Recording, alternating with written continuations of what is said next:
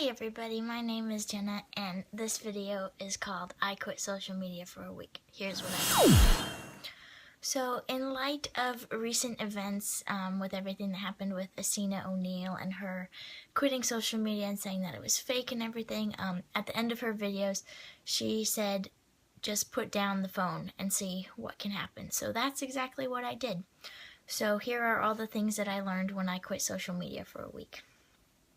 The first is I realized that I had a compulsion to post a lot. Like everything that I would eat, I would always want to take pictures of it and make it look pretty so that I could post it on Instagram and like try to get likes. And I was a really small account. I didn't even have 300 followers.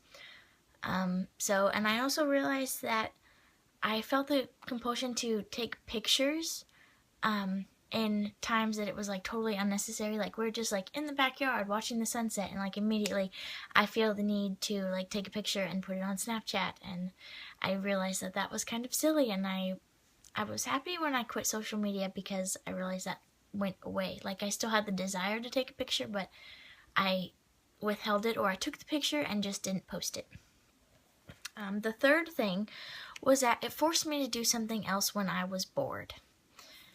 And this might sound kind of stupid, but it's true. So whenever I would be like in class and it was like 5 minutes until the bell rang, you know, everybody just pulls out their phones and starts looking at their phones just until we get out of class. And so when I didn't have my phone out, or I didn't have social media to like start scrolling through, like just looking at other people's stuff, I realized that I actually had to talk to people in class, and that was really hard to do. Which brings me to my next point, which is that everybody else is always on their phones all the time. And like when you're not on your phone and you're not looking at social media, you realize how many other people are doing that. So I thought that that was pretty crazy. It also made me realize that it's kind of hard to talk to people and make conversation, you know, just a couple minutes out of the day, and it ends up being like small talk, like, oh, how was your weekend? What are your plans for this weekend? You know, just like stupid stuff like that, where you don't really know what to say and you're just trying to talk to a person and be nice until the bell rings. But I realized that I had no one to talk to because everyone else was always on their phones, and I would try to like make conversation, and I found that it was difficult in those times. Yeah, it's always easy to look down at your phone, but it's hard to actually talk to people. Another thing that's kind of silly is that I still feel the need to like check my phone all the time just to see if there's any like notifications or text messages from people or notifications from Instagram or whatever.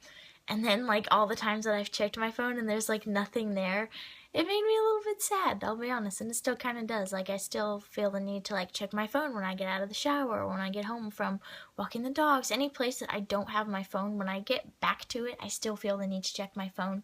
But it's getting less and less now that I've started realizing that there's probably nothing there. So my next point is about Instagram, mostly about quitting Instagram.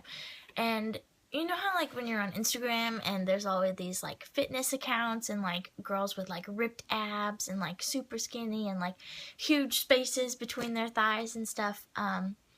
You know, I realized like after I stopped looking at that stuff and I took that time to like step away from it, I stopped comparing myself to other women's bodies. And I've realized that on Instagram, the only place that I've ever felt inadequate is online. I always was comparing myself to other women, other vegan women, you know, fitness accounts and things.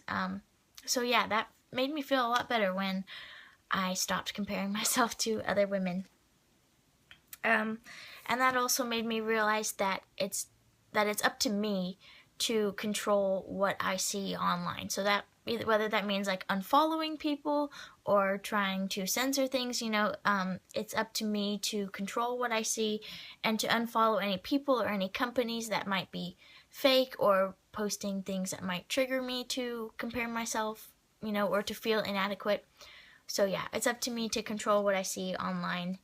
And I also realized that comparing myself to other women only hinders my fitness journey. So like I don't feel any better when I'm comparing myself to other women, but I do feel a lot better now that I'm not comparing myself to other women. So I'm working out more, and I'm lifting weights, and I'm cycling, and I'm stretching, and I'm doing yoga, and I'm doing all these fun things that I love doing without that fear or that pressure of like am I ever going to get ripped abs, or are my arms going to look skinny enough when I wear that dress to the winter formal dance? You know, like all these kind of things that were like going through my mind, like, am I going to be good enough? Am I going to look okay enough? All of that just went away as soon as I stopped looking at other women's bodies online. So what I think I'm going to do next is bring back Instagram, bring back Tumblr, maybe not Snapchat. I don't really miss Snapchat. But I'll probably bring back Instagram, and I do want to bring back Tumblr because I do miss Tumblr, and that was always a lot of fun.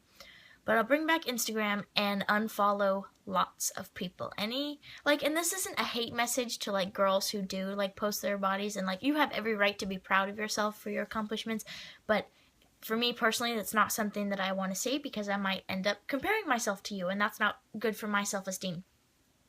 So what I need to do is to unfollow everyone who posts pictures of women or women who post pictures of themselves, and basically just going back to like following like vegan humor accounts and like people who post their food pictures and stuff, because I always enjoy seeing that and seeing what else there is, you know, ideas to cook in the kitchen. That's all for this video. I hope that maybe you'll take this step to just step away from social media for a week. I did it for about 2 weeks, but I mean, try it and see how you like it, and you know, notice what the difference is, and notice how your feelings change, and notice how your environment changes, and notice the things that you notice, all the things that are around you that you didn't see before because you were looking at your phone. So that's all for this video. See you next time. Bye.